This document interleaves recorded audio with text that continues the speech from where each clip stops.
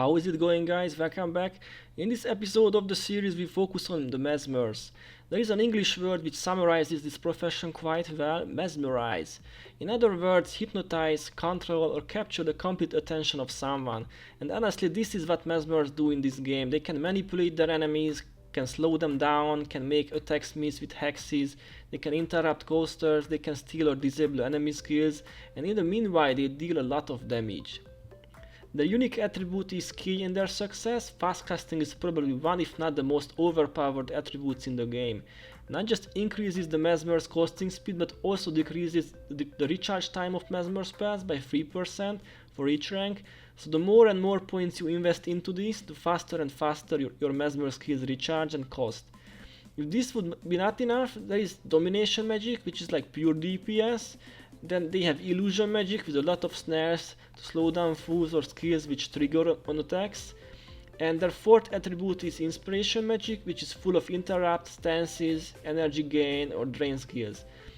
And in general, Mesmers have low armor, low HP, somewhere between 450 and 500, decent energy pool and 4 pips of energy regen. The weapon part is quite simple because all you need as a Mesmer is a 40/40 set. Good to have one for domination, one for illusion and one for fast casting too. Sometimes I tend to use the new anniversary shield, mostly for tanking purposes, which can easily give plus 16 armor since the Q9 attribute is easy to reach. But seriously, the half skill recharge and casting times are the bread and butter for Mesmer builds. Guess you have figured by now some of the pros and cons of Mesmers. Number 1, armor ignoring damage. This is probably the best thing about Mesmers. Doesn't matter how tanky enemies you have, their armor will not help them against a Mesmer. Since most fools are higher level and have stronger armor than us, there is little chance to use out armor respecting damage, ergo most of the times armor ignoring will be superior. Advantage number 2 is fast casting. I have covered this a bit. Mesmers do stuff faster than others. This is a huge benefit, especially when you can recharge a 10-sec skill in 6 or 5 seconds. And if these two would be not enough, Mesmers are the best interrupters along with rangers. They can remove enchantments, have many hexes, snare enemies, make their fools cost lower, and then interrupt them even more easily. Okay, now let's see the other side, because Mesmers have disadvantages too. Like I said, they do have skills which help them gain some energy, but usually those are not enough, and 95% of the times you either run out of energy or you rely on a beep necro, so energy management is kind of difficult. They don't have too much self heal. Generally speaking, their low HP, low armor makes them perfect targets for melees, and since AI focuses on the lowest HP characters, this can be a little annoying sometimes. And the last cons is just my opinion, you can disagree with it as much as you want, but I really think Mesmers are the hardest to use profession of all. Why am I saying this? Because if you really want to be a great Mesmer, you have to know like all fools, all their builds, have to react fast and interrupt key skills to save your group. This may sound simple, but it takes time and many hours to know the enemies from only their names. Like how many of you would know that Karimitangu White is a Mesmer fool with ineptitude, and I could tell you many similar examples. So in my opinion, Mesmers are hard to play, and if you are watching this with as a beginner, rather choose something else for a first character. Okay, let's move on. Do Mesmers need secondary professions? Even without those, they are strong, but they can benefit from some. Assassin is a good choice, for example, because of Assassin Promise. I will show some really great DPS oriented builds which rely on this secondary. Then there is Elementalist, which is great for the energy management with Glip of Lesser Energy, or the Ranger secondary with Serpent's Quickness to have even better recharge times. Some tips and tricks. I have already mentioned weapons, but can't highlight enough. Always have a 40/40 weapon on your Mesmer. The next tip is about interrupting skills. However, heroes have much better reflexes than us, they suck at deciding what to interrupt. Because of this, it's good to have a few skills like Cry of Frustration, Power Drain, etc. in your build. Best if you don't click on those but use keys. I like to put them somewhere for the first 4 slots because that's how I learned to play. This saves a lot of time, and as you get better and better you can easily interrupt even 3/4 sec skills. Plus, if you really want to get the most out of your interrupts, don't just interrupt but time your interrupts and wait till your enemy is very close to finish his casting. Okay, moving on. Also important to think ahead. Before you start a fight, think about all the builds your enemies may have. There is a deadly assassin, for instance. Give him empathy, blind with ineptitude, or snare him. There are many costers with AoE skills or monk with strong heal. Interrupt them with cry of frustration or focus your damage on them. Don't just run into the next group blindly. The next tip is about energy management. Bring a Bloody Power Necro if you can. This way you can spam more damage skills and don't need as many energy draining skills. But if you are playing in a picked up group, make sure you have at least one or two, because there is nothing worse than a Mesmer running out of battery. The next two tips are about runes. For max DPS or max effect of a certain skill, 16 domination or illusion is advised, but try to stay over 450 HP or mobs will kill you in hard mode all the time. There is one thing which can help, and those are called Podija insignias. Give nice armor boost but quite expensive stuff recently, and personally I don't have them on my mess and got them easily. If you can't afford, it's no problem, but at least use a soul twisting ritualist who will save your ass.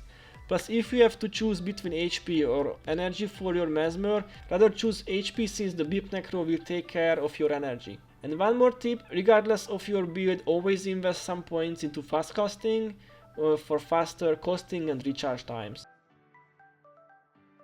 And now my favorite part of these prof guides, the meta builds. Mesmer have too many great builds and overpowered elites or non-elite skills, so this part of the build will be longer than usual. I think without doubt the number one meta builds for Mesmer start with Energy Surge. Great damage on your target and on nearby fools, quick recharge, low energy need.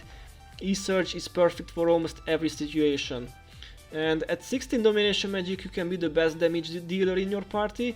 Best to use one or two interrupts in the build, Power Spike or Cry of Frustration for example. Mistrust for one-time spell prevention, Unnatural Signet for even more damage. Empathy against melees, Chaos Storm on walled up groups, but the latter has to be used smartly because fools will scatter like crazy. There are many variations for research. If you want even more use of the elite, you can add Arcane Echo for another set, or you can significantly reduce the recharge times with Serpent's Quickness. These are just the skills I like to use. The variations are limitless since there are so many great Mesmer skills. Only one thing to keep in mind: if you play with several other E-Surge Mesmers, try to select a new target from time to time, because if Fool's energy reaches 0, E-Surge does very little damage since the energy loss is multiplied by the damage. Or you can fill up Fool's energy bar with Aneurism, but use that carefully. The next build is one of my favorite Mesmer builds, Assassin's Promise and Domination Magic Hybrid. Since as a Mesmer Arcane Echo is available, this build can be great DPS and meat shield for the whole party. If you use the build well, you can maintain like 4 Ebon Vanguard Assassins, plus have Chaos Storm, Knockdown, Snare, Finish him and instant recharge from the elite. This is underrated in my opinion. Many times I was able to out-damage other Energy Surge Mesmers, because you can copy Chaos Storm or the Assassins too. The choice is yours, both have benefits. The next one is another classic build, Ineptitude. The AI of monsters will never stop attacking, and skills which trigger on attacks are extremely powerful. At 16 illusion magic the elite deals 142 damage, plus fools are blinded for 10 seconds. If this would be not enough, you can add Arcane Conundrum, Frustration to annoy costers to death, Cry of Pain, or even more anti-melee hexes like Wandering Eye, Clumsiness. The next bar is also based on illusion magic, but this focuses more on slowing down the enemies. I think Shared Burden is underrated, but only because there are too many great mass builds. With this elite you can make the life of enemies difficult. For 20 seconds fools attack or spells and move 50% slower. Basically they do everything much slower. Quite OP stuff, and you can even add more snares or focus on damage, interrupts, there are many options. The next one has great shutdown ability as well, Fever Dreams. The skill is bugged because you don't need 2 or more conditions for the dazed effect, only one will trigger the elite. So if you start a fight with a simple weakness, then use this skill, you can daze the whole group immediately. The build spreads all conditions from target to fools in the area, and every time a new condition is applied, the elite provides another free stack of daze for the mobs. Moving on, Keystone Signet. Great damage on both fools, plus can interrupt fools around your target. Keep in mind that you don't deal much damage to your target, but to fools adjacent to it. Symbolic Celerity lets you use signets with your fast casting attribute, and Symbolic Posture recharges Keystone pretty fast, and you can fill the bar with only signets or add Cry of Frustration, Wastrel's Demise to have more DPS. The next build is a fun one, Psychic Instability. This build allows almost continuous knockdown against groups. Once you interrupt a skill, quickly use Wastrel's Worries, Wastrel's Demise, Chaos Storm and Mistrust, then try to interrupt with the Elite again to keep fools knocked down. If you play quickly, you do enormous packets of damage and keep your group out of harm's way. Panic is the next one on my list. When you face a very crowded area, Panic can be a lifesaver. It gets stronger and stronger the more and more fools are close to each other. It works like this: when any fool successfully activates any skill, all nearby fools are interrupted. Simple mathematics: if many fools try to use skills at the same time, most of them will fail. Then you can do some nice damage with the usual Wastrel skills. And like I said, the build works great in crowded places like in Domain of Anguish when you face like 10 plus fools, but for general PvE it is questionable whether it is worth it or not. The next build is also pure DPS, Visions of Regret. Unlike with other Mesmer builds which rely on shutdown, this works best if you let fools use as many skills as they want. Especially useful against fools which spam skills very quickly. Make sure you don't have other Mesmer hexes in your build for max damage. Okay guys, I think it was more than enough meta builds for a while. Now let's see some fun builds. Bring you 3 new builds. The first one is the same as a friend of mine and I have used for some duo farming. You need to know that Keystone and Signets can make Mesmers very tanky. So much that even 2 or 3 attacks can kill them. Artificer's Insignia gives plus 3 armor for each Signet, then Doyak another 40, Mantra of Signets another plus 3, and 50 HP gain when using Signets. So all in all, this means you get tons of armor, some self-heal, while your DPS is great. Signet of Illusions is a new one. The next 3 spells use your illusion attribute instead of their normal attribute. You can get 16 Earth Magic or Fire Magic for instance and play like an ally, or you can get 16 healing prayers and be a healer. Quite fun, but won't be as effective as their primary counterparts. The next one used to be great back in the days. In 2021 this is more like a fun build. Illusionary Weaponry is a skill which deals damage but actually never hits fools, plus gives decent armor boost, which is needed since the Mesmer has to play like a melee character. The more illusion magic skills you have, the stronger the character gets. It can drain energy from melees, interrupt their attacks, have a cover heal in the form of Illusion of Weakness, and increase the attacking speed from Flurry. The build is capable of farming different monsters too. Okay guys, did the Mesmer get a strong anniversary elite? I think they did not. Time Ward creates a ward and for a period of time allies cost and recharge skills like 20% faster in the ward. In my opinion this is not that useful because of 2 things. First, heroes or real players don't like to stand in wards for too long, and second, there are many meta elites for Mesmers. Nonetheless, feel free to give it a try, but this skill is not much better, if better at all, than the Ebon Battle Standard of Wisdom skill for instance. Generally speaking, Mesmers don't have much survivability on their own when it comes to solo farming, but they can use out secondary professions well and provide the damage themselves in the form of domination magic usually. Let's start with a classic Wet Tier form. Shadow form as a spell prevention skill, Wastrel's Demise for damage, Channeling takes care of energy needs. This is easy to use, profitable during special events like Christmas, Halloween or anniversary event. Moving on guys, Luxon Assassin form. I got this build from someone else, not my own creation. Echo and I Am Unstoppable let Mesmer stay on their feet for long. Don't worry for knockdowns. Prat skills to stay invincible and Wastrels to kill assassins when balled up. Go up the stairs to make enemies stuck, press the tab button after each Wastrels and hope for many unit golds. Did you know that Mesmers can farm smite crawlers too? This build is very similar to the classic Vengeful Volscan High build, but here we get more illusion and less restoration. Luckily the latter is enough to kill the smites and even Skeletons of Doom.